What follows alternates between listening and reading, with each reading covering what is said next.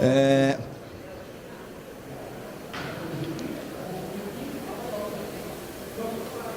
la mayoría es español, entonces, mas yo voy devagar. Bueno, el poliuretano es algo que hoy podemos mirar en un montón de cosas que tenemos en casa, ¿no? En el auto, en la casa, en la silla, en todo. Hay poliuretano en todo. Entonces, nuestra historia de RMPA ha empezado en 1983, cuando empezó la fábrica de Italia. En 2004 empezamos a hacer un trabajo acá en Brasil, en toda Sudamérica, ¿no? Con clientes en Ecuador, en Chile, Argentina. Y bueno, y hoy tenemos condición de poder hacer negocio con toda Sudamérica.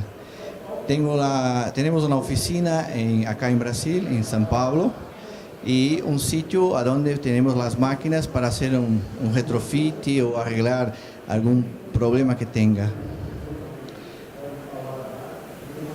Esta es la fábrica con las máquinas, es una idea serial, pero se puede hacer algo muy puntual, mira.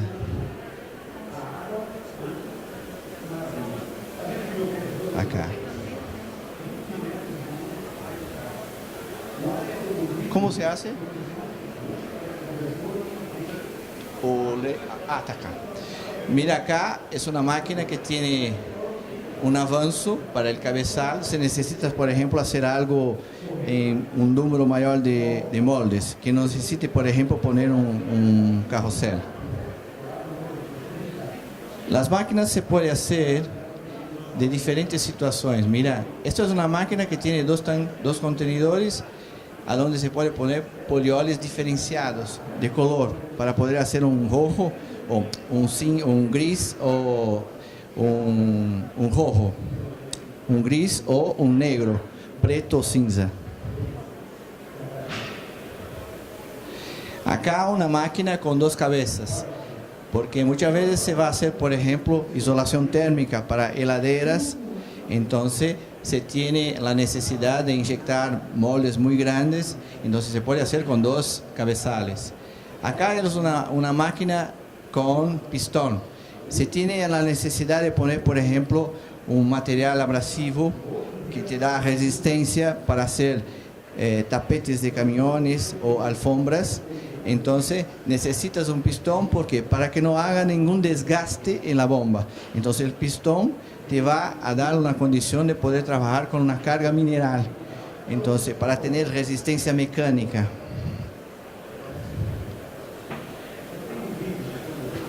Las máquinas vienen con un sistema que puede mirar el tanque, el contenedor, y te da exactamente la cantidad de producto que tiene. Y lo puede programar para empezar a cargar o para parar de cargar. Entonces, acá tiene dos bombitas de aire comprimido y con las dos bombitas programando se puede, por ejemplo, empezar a cargar con 50% y se para con 90%. Esto es automático, es un ciclo que se va a repetir todas las veces. Acá son filtros que se ponen, que son importantes para que el material que tenga algún residuo, alguna basura, algún lixo, alguna sujeira, el filtro lo va a sacar. Esto es el cabezal, esto es el medidor de evasión, esto es un caudalímetro.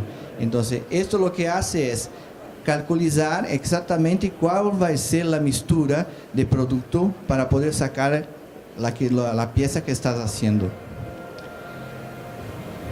Esto es el cabezal, básicamente, que te va a hacer la inyección, pero de alta presión. Acá el inyector que te va a analizar exactamente la presión, cuál es la presión que va a utilizar en el cabezal. Si es necesario por el volumen de producción, se puede poner también un robot. Ahora, acá podemos mirar exactamente lo que es la las pantallas de la máquina, a donde se puede poner la relación de trabajo, o sea, cuál va a ser la mezcla. Y acá, a ver un rato, hacemos una cosa. Empezamos ahora con, para que te den cuenta, ¿no?, lo que es lo PU.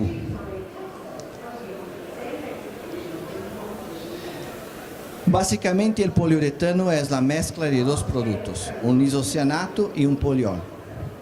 Esto lo vas a hacer, por ejemplo, manualmente, pero siempre hay una proporción de partes para poder resultar el producto final.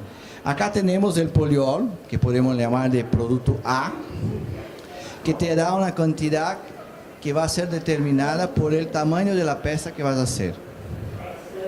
Entonces, ahora el isocianato. Cuando mezclan los dos, el iso es el material que va a empezar la relación. Es el producto que va a empezar toda la reacción del producto final que vas a tener. Para poder sacarlo del molde, vas a necesitar un molde, hay que poner un destacante, un desmoldante. ¿Por qué? Porque el poliuretano tiene una pega, se agarra, se prende. Entonces, con el destacante lo va a poder sacar sin ocurrir ningún daño en la pieza. Una vez que es aplicada el destacante, vas a poder poner el producto. Esto es muy interesante porque es totalmente manual. Es la base total. Mira que cuando mezclan los dos productos, tiene que hacer un movimiento, una agitación para que se mezclen bien, para poder sacar el resultado. Entonces, una vez que empiezan a mezclar, es muy interesante porque el poliuretano, la mixtura de los dos productos va a generar calor, mucho calor. Entonces, se queda muy quente, muy quente. Y a partir de eso se empieza a crecer, a reaccionar. El molde, por supuesto, va a contener la reacción para que después pueda sacar el producto final, que sea lo que sea. Esto es la base de todos los productos que hacemos de poliuretano. Empezamos con algo muy puntual, muy práctico, muy simples, y después vamos incluyendo tecnología, que por supuesto se va a depender de la necesidad o del volumen de producto que necesitamos fabricar o hacer. Acá tenemos una idea un poco más adelante, que es la baja presión. Entonces, teníamos la reacción manual, que se puede hacer incluso con una furadera, ¿no?, y con este mezclador. Allá la persona hacía esto. Acá se puede mezclar, se queda un poquito mejor porque vas a tener una mixtura, una mezcla muchísimo más ajustada al producto final. Entonces empezamos con manual, después esto que es un mezclador o un misturador, y acá una máquina de baja presión. Entonces, en la máquina de baja presión vamos a mirar que el producto se mezcla en un cabezal.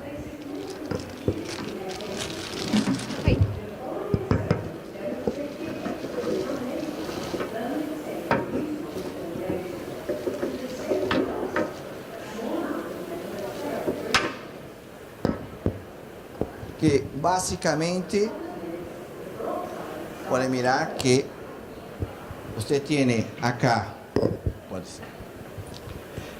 tenemos, es como cuando se va a hacer un jugo, un suco, ¿no?, que se va a bater una fruta para hacer un jugo, entonces necesitas un batedor, es igual. Entonces el tipo mezclaba los dos productos. En la baja presión hacemos lo mismo. Mira, tenemos acá un batedor que se queda acá y la salida del material. El tema acá, y la gran diferencia es que en el material ustedes han mirado que cuando se mezcla empieza a expandir, a crecer. Si cuando cerramos, cuando finalizamos a inyección o a inyección, no hacemos una limpieza, o material que se queda acá se va a reaccionar, se va a reagir. ¿Y cómo hacemos? Esto se bloquea, se tapa, para, ¿no? Entonces, en baja presión, siempre que hacemos una inyección, como hemos mirado, necesitamos hacer una lavagem. Entonces, necesitamos un solvente que con ar comprimido, com aire comprimido, vai a limpiar o seu liquidificador, o seu misturador. ¿Por qué no es buena la baja presión? ¿Por qué? Porque o material que se queda acá, o material que ficou aqui, você vai ter que sacar ele fora, tirar ele fora. E, obviamente, que isso é uma perda, é uma pérdida que se vai afuera. O solvente tem olor, tem cheiro. Não é bom porque não é bueno porque faz mal para a saúde, porque é insalubre, não? E, obviamente, que hoje nós temos uma estatística de que 7%, basicamente, a 10% do custo do processo você perde numa baixa pressão, solo em solvente e matéria-prima. Em la baixa pressão,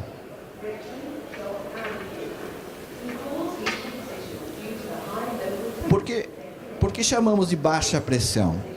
Porque, na verdade, a verdade é que a pressão que trabalha a máquina é algo como 5 a 10 bar, ou seja, é muito baixa. Basicamente, tem uma bombita que empurra o produto para cá, para o cabeçalho, que adentra e sai. E acá a gente tem aqui uma abertura e duas saídas. Quando não está injetando, o material está circulando, ele vai e volta, vai e volta. Quando eu aperto para injetar, quando vou fazer a injeção, se cambia acá com aire comprimido e o material sai para baixo. Pero sai na proporção que você vai calcular, que é basicamente aquilo que nós vimos o amigo lá pesar. Estava pesando. E depois, por supuesto, vamos a tener que fazer a limpeza. Então, acá temos a pressão do produto, pressão de aire comprimido, basicamente, e a mesma mescla. Isso é baixa pressão, que vamos a mirar acá.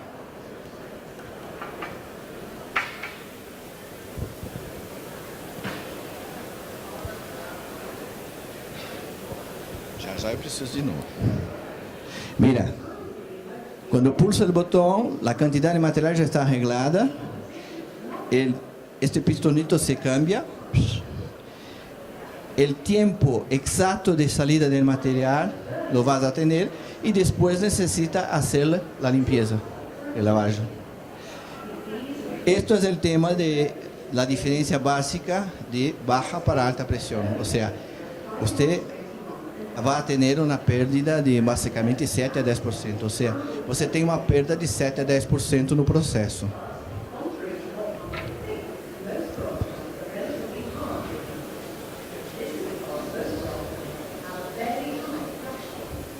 Vamos adiantar um pouquinho. Acá, para que se quede um pouquinho mais claro.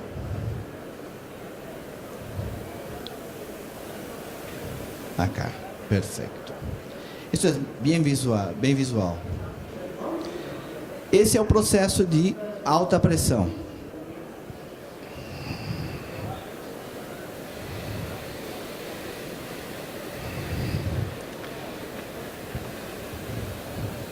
O cabeçote passa a ser este. Não tem limpeza nenhuma, ele é autolimpante. Você pode ver que ele injeta e não tem perda nenhuma.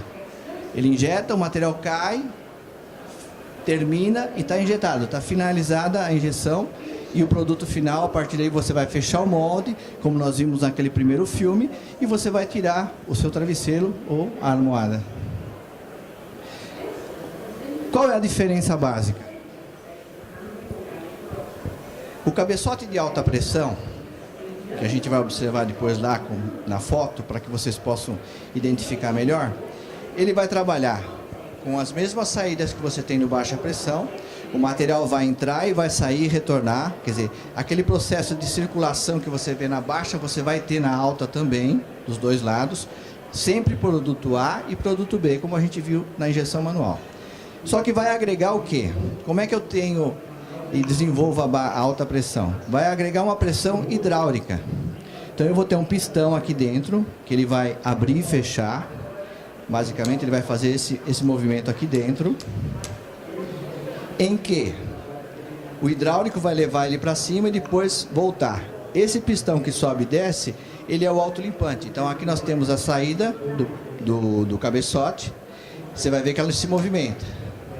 Então quando eu pulso a máquina para poder fazer a injeção, eu movimento esse pistão para cima. Um outro pistão vai abrir, vai fazer a mistura dos dois materiais em alta pressão. Nesse caso, para a gente ter uma proporção, estamos falando acima de 100 bar.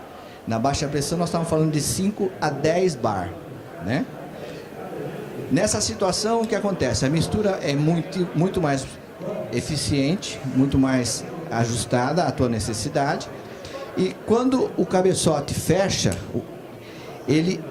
todo o material que ficou aqui vai para dentro do seu molde. Então você não tem perda nenhuma, não há perda nenhuma. Bueno. Agora,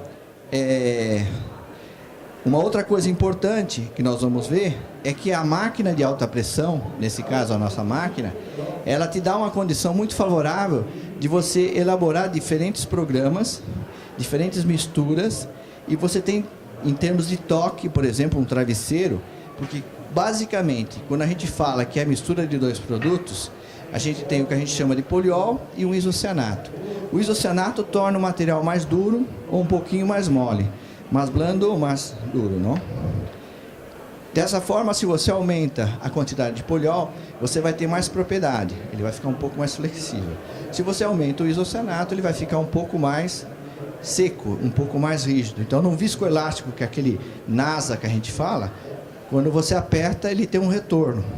Eu posso fazer 3 programas iguais, mudando só diferindo só a mistura, a quantidade de um e de outro, e eu tenho 3 produtos com toques diferentes, um mais lento, um mais no meio e um pouquinho mais duro. E obviamente que você pode ajustar aquilo que o cliente, a sua necessidade. É uma máquina muito mais robusta. Você vai utilizar o porta-injetor aqui, que é o que vai fornecer o teu produto, diferente da baixa pressão, que é basicamente derramado esse produto, né? Agora, vamos retornar um pouquinho, que agora fica um pouco mais claro. Agora vocês já estão um pouco mais técnicos. Então a gente pode entender um pouco mais o que a gente pode tirar disso tudo.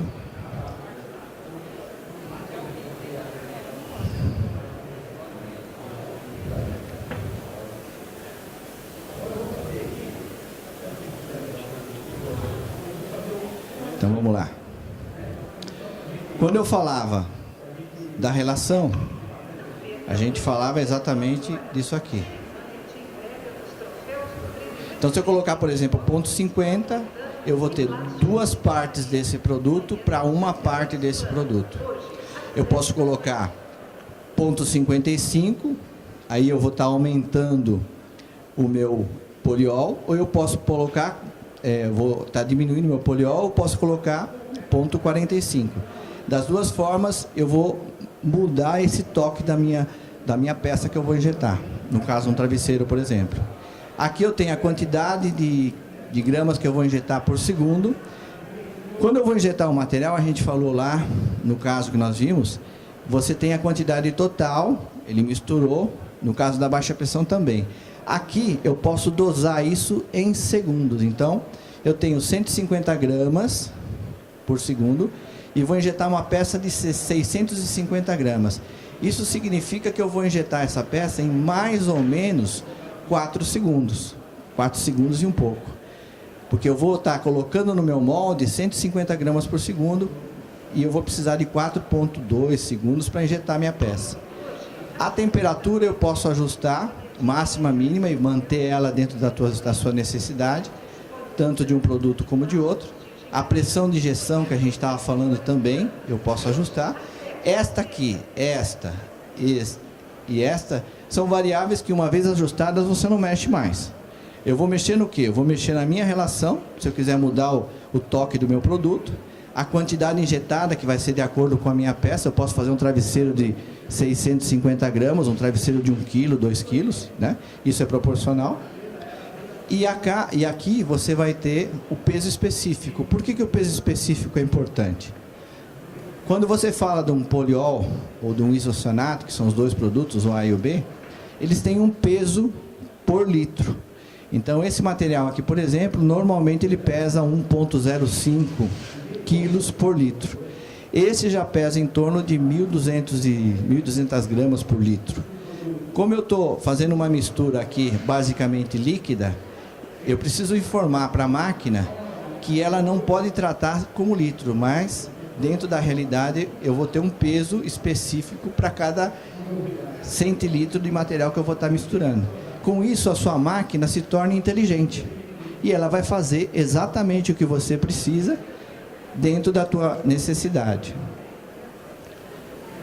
Aqui eu vou ter um quadro sinótico, onde eu vou poder observar basicamente todas as informações que eu vou estar utilizando da máquina.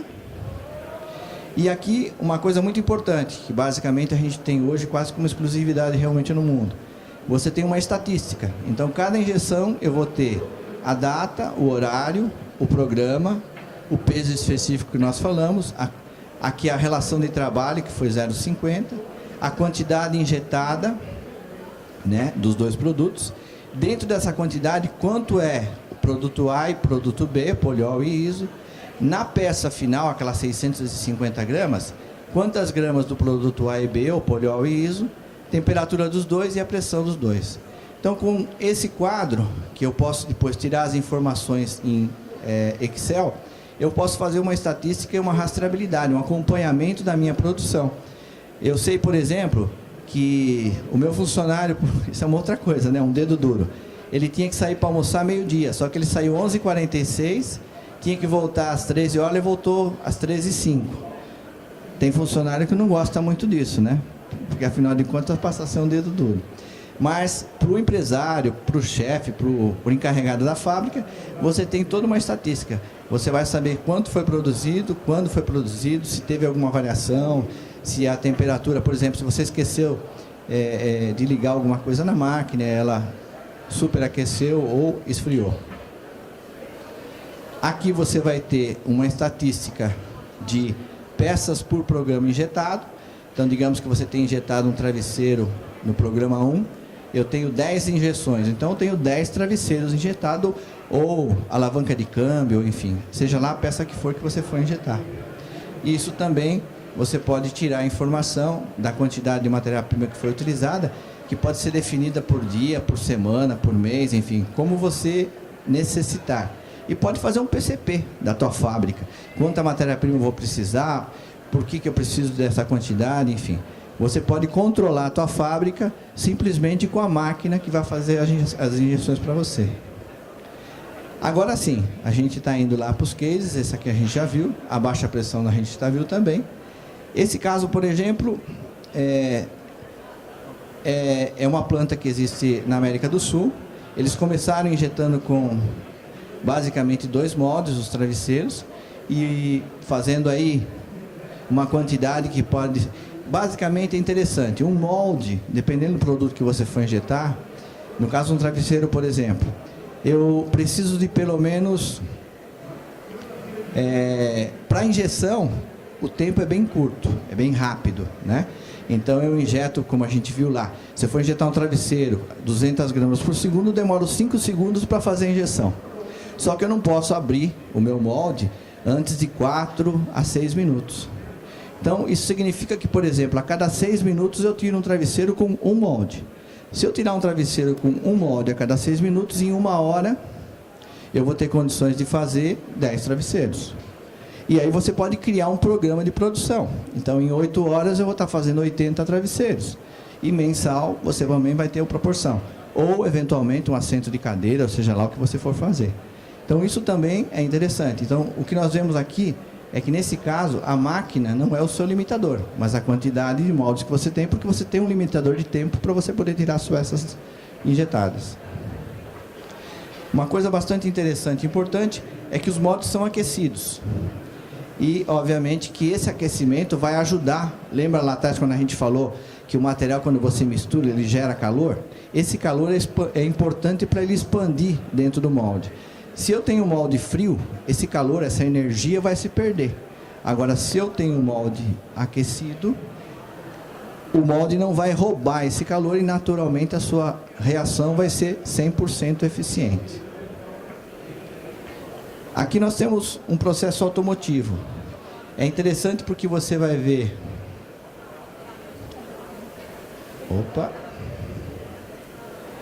Você vai ver os moldes que foram semi-automatizados. Então, ele não é fechado manualmente, ele é fechado com ar comprimido. Aí a gente já está agregando mais uma coisa dentro do nosso processo. Estamos colocando tecnologia. Então, você vê, o autolimpante ele funciona bem eficazmente, né? Você não tem perda nenhuma. Ele injeta e para de injetar. Então, é uma coisa extremamente pontual. O molde fecha automaticamente. É pneumático, né? E aqui a gente pode ter uma ideia. Então, o indivíduo que ele fez, ele colocou 5 moldes em linha. Eu injeto com essa máquina. Então, se fosse, por exemplo, digamos 80 peças, eu estou projetando não só 80, mas 400 peças por dia. Sempre na proporção da tua necessidade. Aqui nós temos a injeção de isolação térmica, aonde você tem umas prensas que você faz. Esse exemplo prático aqui é, por exemplo, Carrefour, esses grandes supermercados, as ilhas onde a gente pega aquilo que está refrigerado, o iogurte e tudo, basicamente é injetado aí. Você faz as placas de poliuretano, que são, basicamente, geram o quê? Uma isolação térmica, e faz a montagem daquelas ilhas para você poder colocar o teu produto refrigerado. Aqui é a mesma situação, só que com um manipulador, com um robô, basicamente parecido com aquele caso que a gente viu lá atrás, da máquina com 2 cabeças, né?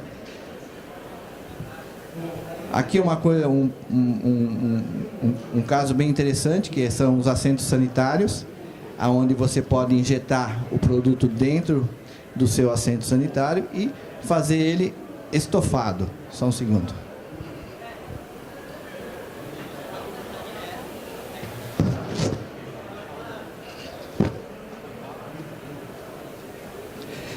Esse é bastante curioso, porque às vezes a pessoa não tem noção, né? Você utiliza o assento sanitário e fala, ué, como é que ele pode ser estofado? É poliuretano injetado dentro da bexiga. E aí você tem, é um flexível também. Tudo que nós estamos falando agora, você pode fazer com a mesma máquina. A máquina que faz o travesseiro faz... O que vai definir a máquina maior ou menor é o tamanho da peça que você vai precisar injetar. Esse é um outro caso da América do Sul. Eles começaram com uma máquina. Aqui nós vimos a injeção do travesseiro. Esse é um outro caso da América do Sul também. Nesse caso aqui, eles estavam com uma máquina e depois adquiriram mais uma e um carrossel, que é esse que a gente viu injetando. Por que do carrossel? O carrossel, na realidade, ele é importante para você aumentar a tua produtividade. Então, a gente pode agregar mais um fator. Ele fica continuamente girando, você vai estar injetando continuamente, sempre aquecendo os moldes, e a tua produção, obviamente, vai multiplicar. Aqui nós estamos com 18 moldes, então naquela estatística que eu passei para vocês, vocês imaginam quantos travesseiros você pode fazer por dia. Basicamente, aquele carrossel que a gente viu é esse daqui. Eu posso colocar quantos moldes eu quiser e multiplicar a minha produção. Utilizando basicamente, no máximo, 3 pessoas. Com 2 pessoas bem alinhadas, você consegue trabalhar. Aqui nós estamos agregando um pouco mais de tecnologia. Isso é um carrossel que está aqui na América do Sul. com prensas totalmente automatizadas, e agora a gente está usando um manipulador.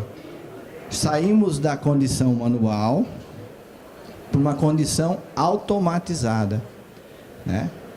Essas prensas, elas abrem e fecham automaticamente, hidraulicamente. O controle que a gente falou das temperaturas de moldes são feitas também pontualmente, automáticas. E você pode trabalhar com 2 moldes em cada prensa.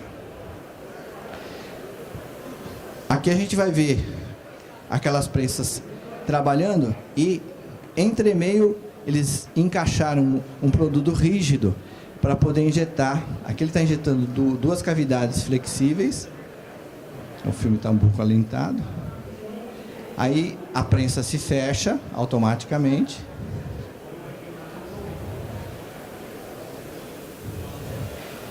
Aí nós estamos falando de um material flexível. E agora entra uma outra máquina, já na injeção manual, para injetar um material rígido.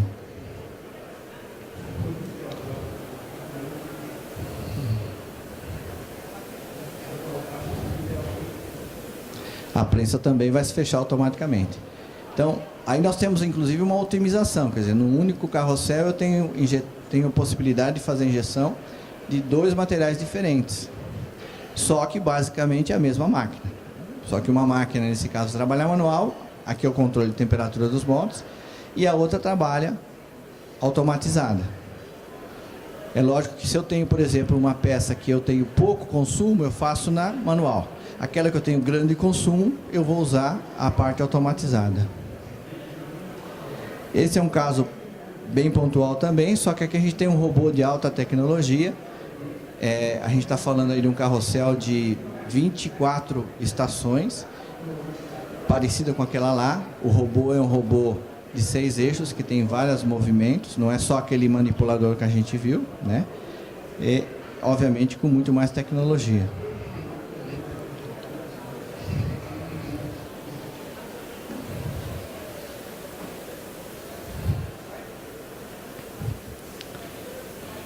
Tudo isso é bastante alinhado. É lógico que para você ter esse sincronismo, você precisa colocar muita tecnologia. Por quê? Porque o robô, ele vai ter que reconhecer o que ele está injetando, ele vai ter que acionar a máquina no programa que vai ser necessário para aquela prensa, para aquele molde. Existe um painel que vai controlar todo o carrossel em questão de temperatura, para que os moldes sejam eficazes na injeção. Então, aqui nós estamos falando de uma fábrica totalmente automatizada. Então, eu falo sempre que o poliuretano, a gente viu uma evolução ali, desde o manual com saquinho plástico, baixa pressão e alta pressão. Então, na medida em que você tem condições de fazer investimento, você vai evoluindo e vai multiplicando a tua produtividade. Quando a gente fala de automotiva, por exemplo, indústria automotiva, eles precisam de escala. A produtividade é alta. Então, nesse caso, normalmente os processos não podem sair fora dessa realidade.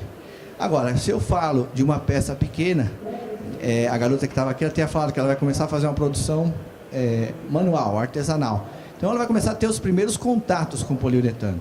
E pode ser feito manualmente, por que não? Você pode fazer isso com molde em resina.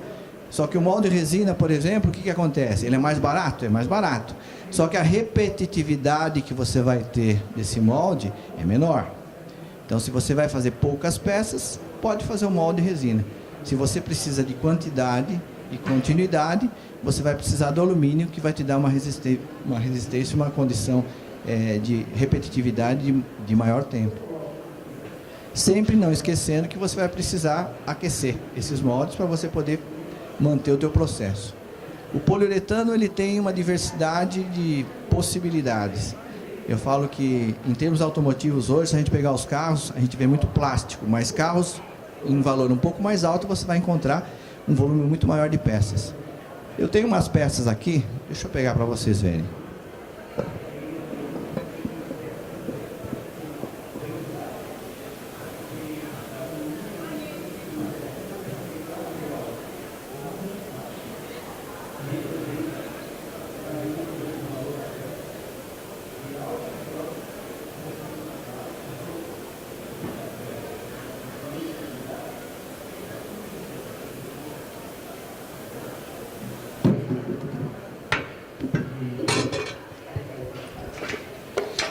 Essa peça é muito interessante e dá uma ideia também bem interessante.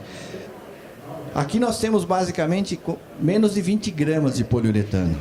Então, eu posso injetar uma peça com uma quantidade muito pequena e posso injetar uma peça, como eu falei para vocês, uma ilha para iogurte, para refrigerante, enfim. Aquelas geladeiras que nós vemos, onde você vê a tua Coca-Cola, a tua geladeira, a tua cerveja, são basicamente montadas a partir da isolação térmica e dos painéis que você injeta. É o mesmo material que você faz esse cantil ou você faz as jarras térmicas. Isso é uma luva de boxe, injetada em poliuretano. O assento de bicicleta, o volante do carro, a alavanca de câmbio, basicamente é o mesmo material, a gente chama de integral. Se vocês quiserem tocar, é um material mais duro. Esse capacete é feito com o mesmo material, é uma isolação térmica que nesse caso ele é projetado para resistir a um certo impacto, onde você utiliza com segurança.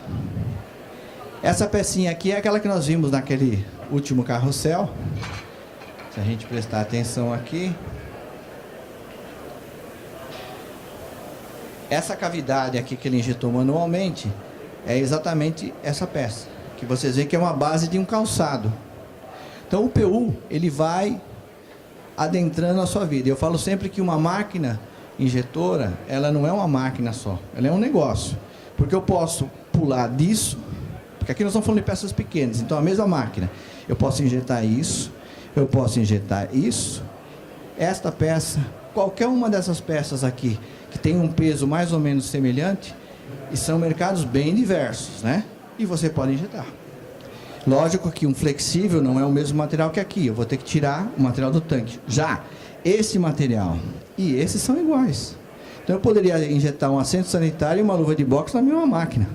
Eu vou mudar o quê? O molde. Então uma máquina de PU é um negócio. Esse material que eu injetei aqui, eu posso usar para fazer esse capacete. Algum comentário, alguma dúvida, curiosidade? Temos um pessoal aqui da Bolívia, né? O nosso amigo aqui que é do Chile. Brasileiros. Eu fico à disposição, a gente vai estar aqui no stand aqui do lado, de repente para a gente conversar de forma mais pontual em cima daquilo que vocês eventualmente venham a ter curiosidade em conhecer ou saber. No caso, por exemplo, da máquina de baixa pressão, a gente viu ali um cabeçote pequeno, de 15 quilos, mas eu posso fazer o mesmo sistema por uma máquina de 60 quilos. Isso também é baixa pressão. Se eu tenho dúvidas em relação àquilo que eu vou estar fazendo, é importante você ter uma balancinha. Então, com uma balança como essa e 2 copinhos como esse, eu consigo injetar o meu material. Da mesma forma, eu vou pesar, vou fazer o que a máquina fez lá, misturar os dois, bater de alguma forma e o produto está injetado. No caso da máquina, um cuidado especial, a gente mostrou lá, são os filtros, que são extremamente eficazes e importantes para que você não tenha resíduos que impeçam um bom resultado da tua máquina, do teu equipamento. Basicamente é isso. Se vocês precisarem de mais alguma coisa, a gente fica à disposição aí. Obrigado pela atenção, foi uma experiência que a gente quis dar, iniciar, né? Na quinta-feira a ideia é fazer novamente. E eventualmente, se tiver mais pessoas que se interessem e vocês quiserem convidar, a gente vai estar aí à disposição. Pontualmente, lá no stand também. Eu trabalho com poliuretano há 28 anos, trabalhei com flexível, que no caso seria colchões, é um exemplo prático de flexível, e a gente está basicamente hoje há 12 anos com o injetado moldado, onde você tem uma mistura de 2 produtos que é o A e B. Então, nesses anos todos a gente conseguiu aprender alguma coisinha, e eu falo sempre que o importante para nós é passar a informação. Eu acho que se você veio a poder obtê-la e recebê-la, a multiplicidade é uma função importante para aqueles que conhecem. Obrigado.